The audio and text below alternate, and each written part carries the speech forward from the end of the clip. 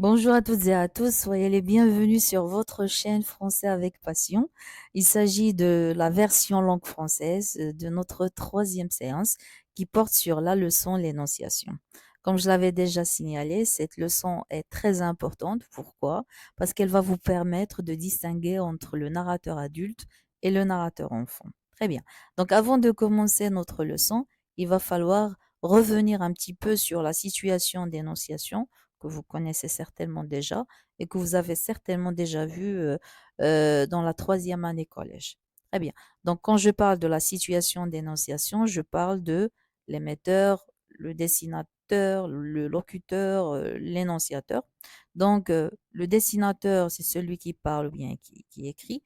Il produit un message ou bien un énoncé. Comme je viens de l'expliquer, l'énoncé ou bien le message, il peut être soit oral, soit écrit. La personne qui reçoit ce message, cet énoncé, s'appelle le destinataire ou bien l'interlocuteur ou bien le récepteur. Cet énoncé est produit dans un lieu bien précis, dans un temps bien précis et dans une intention bien précise, pardon, c'est-à-dire l'objectif de ce, ou bien l'objet de ce message. Très bien. Donc, euh, connaître les différents types d'énoncés qui peuvent être produits, il y en a deux, va nous permettre de distinguer entre le narrateur adulte et le narrateur enfant, et c'est ce qu'on va essayer de voir. Très bien. Donc, on va commencer par ces deux phrases. Au rez-de-chaussée habitait une voyante de grande réputation. Donc, moi, j'ai besoin de savoir de quel type d'énoncé il s'agit. Ben, tout simplement, vous devez faire attention au noyau de la phrase. Et le noyau de la phrase, c'est le verbe qui est conjugué. Donc, où est le verbe conjugué ici? Très bien, c'est habiter. Habiter, il est conjugué à quel temps? Très très bien, à l'imparfait. Vous savez, à ce stade, j'ai déjà ma réponse.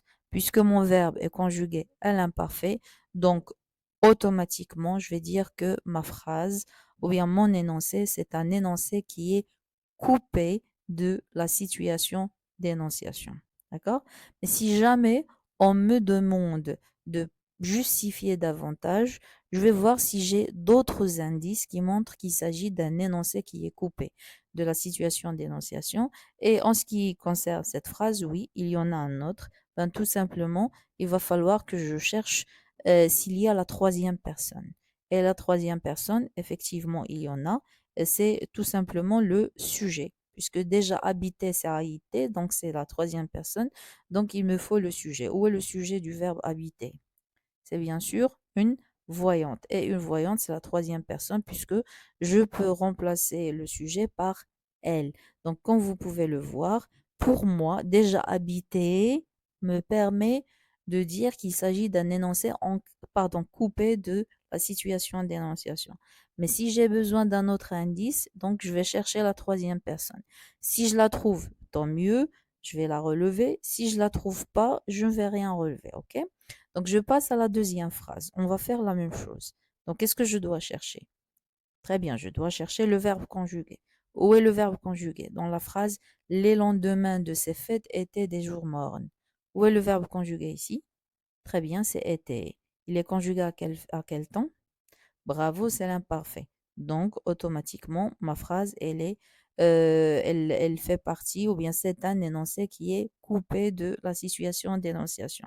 Je veux justifier davantage. Je vais voir, est-ce que j'ai la troisième personne? Est-ce que j'ai la troisième personne? Oui, bien sûr, puisque j'ai A-I-E-N-T. Donc, il me faut le sujet. Où est le sujet du verbe être? Excellent, c'est les lendemains de ces fêtes. Donc, c'est le sujet du verbe être. Donc, et bien sûr, c'est la troisième personne. Très, très bien. Donc, j'ai déjà ici mes deux indices. Je peux même relever un troisième indice dans cette deuxième phrase. Le troisième indice, c'est les lendemains. Les lendemains, c'est un indicateur temporel et il fait partie d'une liste d'indicateurs temporels que je trouve dans les énoncés qui sont coupé de la situation d'énonciation. Ça va? Donc, pour récapituler un petit peu, on va tracer un petit schéma tous ensemble au fur et à mesure de la leçon. Et moi, je vous encourage à le faire. Toujours essayer de recourir comme ça à des cartes mentales et à des schémas pour que vous puissiez, comment dirais-je, consolider les données, les informations que vous retenez. Très bien. Donc, un énoncé, il peut être coupé de la situation d'énonciation. L'énoncé qui est coupé de la situation d'énonciation appartient à ce qu'on appelle le système du récit. D'accord? C'est le système du récit. Vous savez, c'est la même chose. Soit vous dites un énoncé coupé de la situation d'énonciation, ou bien vous dites c'est le système du récit. Ça revient au même, c'est juste question d'appellation, pas plus. Très bien. Quelle est la principale caractéristique du système du récit? Eh bien, tout simplement, ce sont les temps du récit que vous avez déjà vus. Quel est le principal temps du récit? C'est bien sûr le passé simple. Et qui dit passé simple dit passé antérieur. Bien sûr, aussi, c'est l'imparfait. Et qui dit imparfait dit plus que parfait. Et je trouve également le conditionnel présent et le conditionnel passé. Pour moi, c'est déjà la base. Dès que vous trouvez l'un de ces temps, ou bien le mode conditionnel présent et conditionnel passé, donc automatiquement, c'est le système du récit. Donc, c'est un énoncé qui est coupé de la situation d'énonciation. Mais si jamais on vous demande de justifier davantage, donc, vous pouvez relever. Si vous trouvez cet indice, vous allez le relever également, ça veut dire la troisième personne. Sinon, on a parlé d'indicateurs temporels, par exemple ce jour-là, la veille, le lendemain. Donc, ce sont des indicateurs temporels qu'on trouve dans le système du récit ou bien dans les énoncés qui sont coupés. D'accord? Très bien. Donc, on va passer au deuxième type d'énoncé. On revient à notre corpus. Là, on va travailler sur d'autres phrases. Donc, je songe à ma solitude et j'en sens tout le poids. Donc, comme vous pouvez le remarquer, on va aller étape par étape. Comme vous pouvez le remarquer, ici, j'ai déjà je. Je, c'est pas la troisième personne. C'est un pronom personnel de première personne. C'est la première personne, n'est-ce pas? J'ai songé. C'est le verbe songer. Il est conjugué à quel temps? Très bien, c'est le présent. D'accord? J'ai aussi ma. Ma, c'est un adjectif possessif. C'est quelle personne? C'est la première personne également. J'ai je. Je, c'est un pronom personnel. Et c'est quelle personne? Première personne. Et enfin, j'ai sent. C'est le verbe sentir et il est conjugué au présent. Donc, je peux dire que cette phrase, puisque j'ai le présent, j'ai la première personne, ça fait partie des indices énonciatifs parce que ça a un rapport avec la situation d'énonciation. Parce que bon, la première personne, ça a un rapport avec le dessinateur. Si vous trouvez la deuxième personne, ça a un rapport avec le destinataire. Ça veut dire que cette phrase, elle fait partie de la situation d'énonciation. Donc, je vais dire qu'elle est ancrée dans la situation d'énonciation. Ancrée, ça veut dire à l'intérieur de la situation d'énonciation. D'accord? Pourquoi? Parce que j'ai des indices de l'énonciation. Et les indices de l'énonciation ici, c'est la première personne et c'est le présent. Mais franchement, comme je l'avais expliqué avec l'énoncé qui est coupé, ce qui m'intéresse, c'est principalement le verbe. Vous faites attention au verbe. Si c'est le présent, ou bien il y a tout un système, donc vous dites que c'est un énoncé qui est ancré. Et si vous voulez justifier davantage, vous relevez les pronoms personnels ou bien les adjectifs possessifs.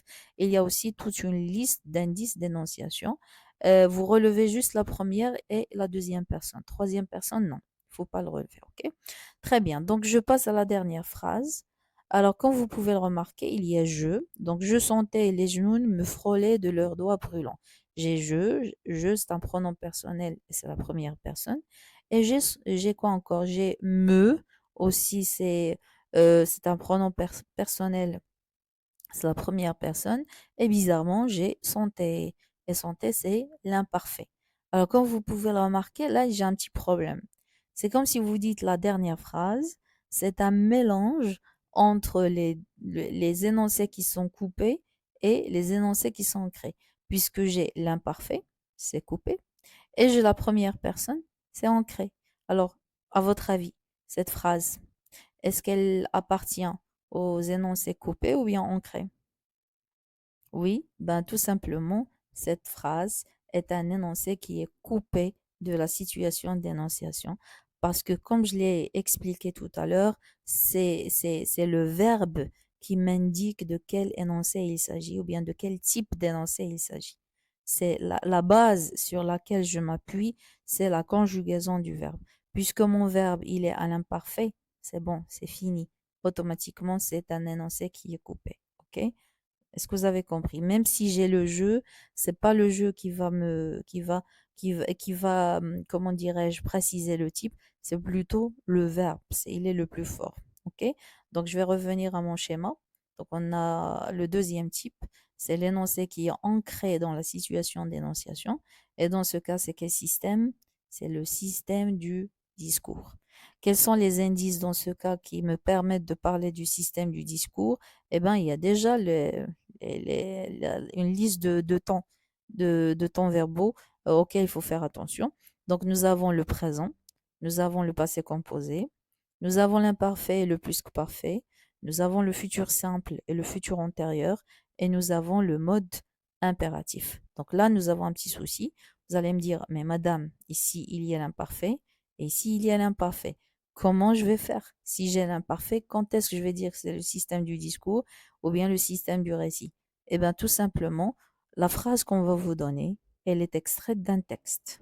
Vous allez revenir au texte et vous allez voir cette phrase, elle est entourée de quels temps verbaux?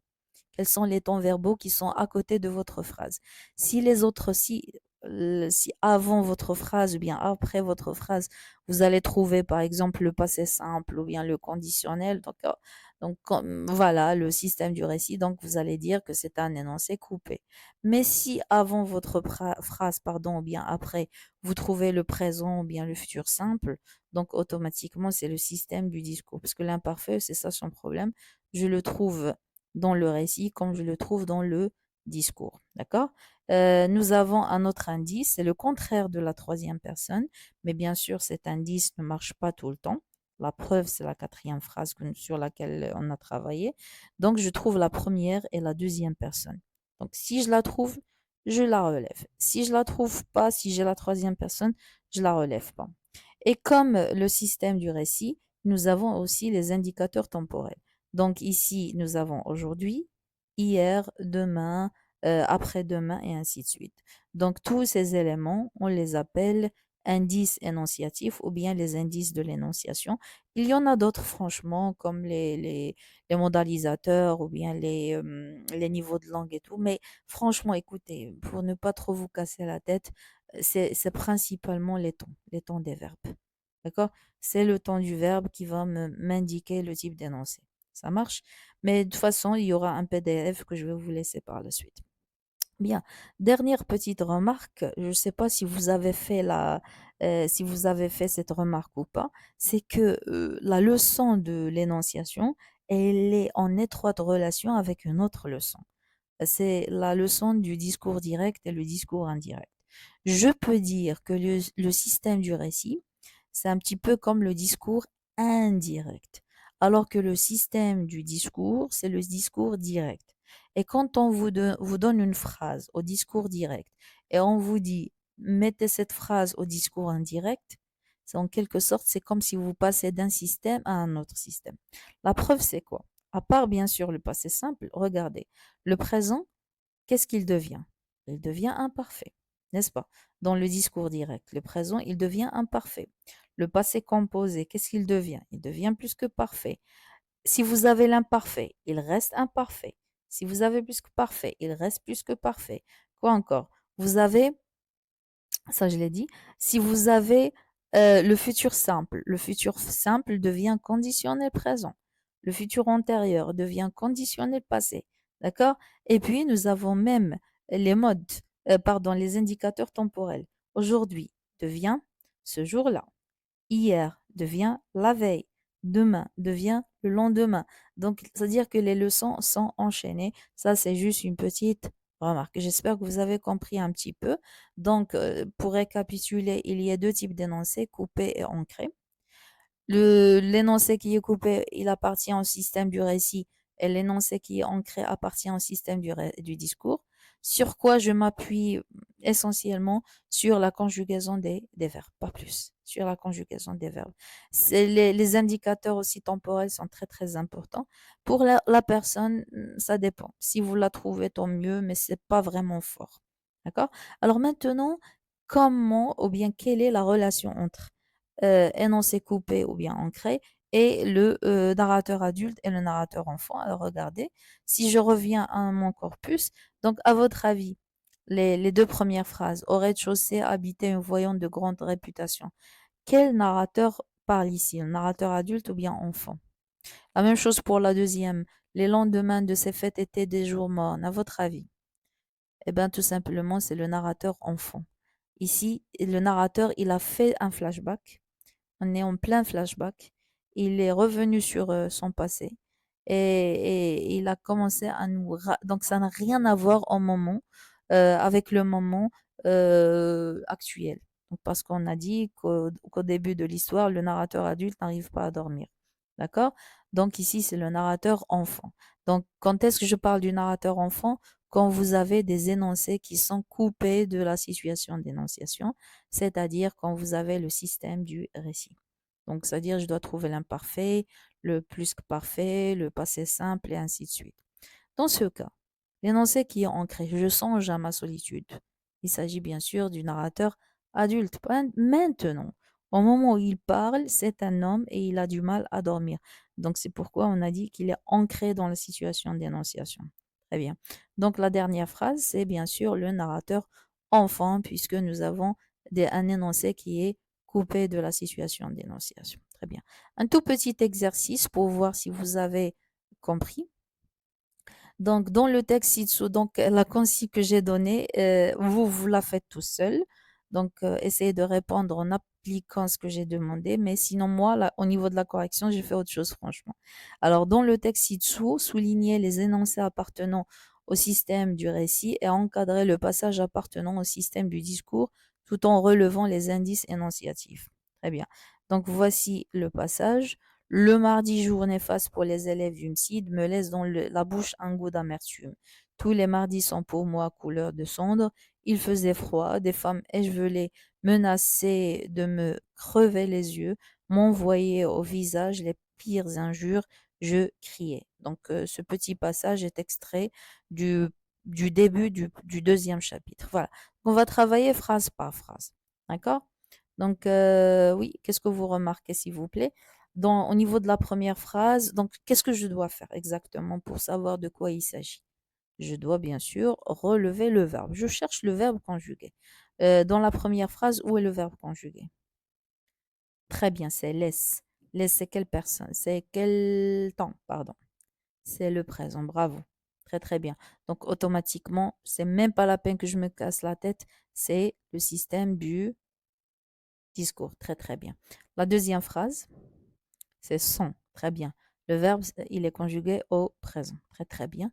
Donc, comme je l'ai signalé, c'est le système du discours. Donc, c'est un énoncé qui est ancré dans la situation. Bien, ce sont des énoncés puisque nous avons deux phrases qui sont ancrées dans la situation d'énonciation. Je peux, si je veux justifier encore plus, je peux relever d'autres indices, il y en a, comme par exemple me. Me, c'est il faut préciser la classe grammaticale. C'est un pronom personnel et c'est la première personne. Très bien. Moi aussi, c'est un pronom personnel, pardon, c'est la première personne. Très, très bien. Bravo. Donc, je passe à la deuxième phrase. Il faisait froid, des femmes, voilà, c'est pas la peine que je connaisse, que je continue la lecture, pardon. Très bien. Donc, faisait, c'est quel temps? Excellent, c'est l'imparfait. Quoi encore? Menacer, très, très, très bien. Oui, c'est l'imparfait. Là, je suis en train d'imaginer que vous êtes devant moi. Voilà, très très bien. Donc, envoyer, bravo. Et c'est également l'imparfait, bravo. Qu'est-ce que j'ai aussi? Crier, excellent. Et c'est quoi? Il s'agit du passé simple. Très très bien. Donc, il s'agit de quoi? Il s'agit d'un énoncé, bien sûr, qui est coupé, ou bien, voilà, de la situation d'énonciation. Bien, il s'agit du système du récit. Très très bien. Et je peux avoir d'autres indices, comme par exemple, pardon, pardon. Donc, les indices, c'est des femmes, c'est la troisième personne. Quoi encore? Les femmes, donc tout est à la troisième personne. Il y a ici je, est-ce que je vais le relever? Non, je vais relever uniquement la troisième personne. Je vais pas le relever. Très bien, donc au niveau du système du discours, il s'agit du narrateur adulte, alors qu'au niveau du système du récit, il s'agit du narrateur enfant. Voilà, notre leçon touche à sa fin. J'espère que vous avez compris.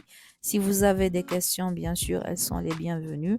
Et notre prochaine séance, pour moi, je travaille avec vous sous forme de séquence, comme au niveau de la classe. Je fais étude de texte. Nous avons fait le chapitre 1. Je fais langue. Et là, nous avons fait l'énonciation. Maintenant, la séance prochaine, on va faire la production écrite. Allez, prenez soin de vous et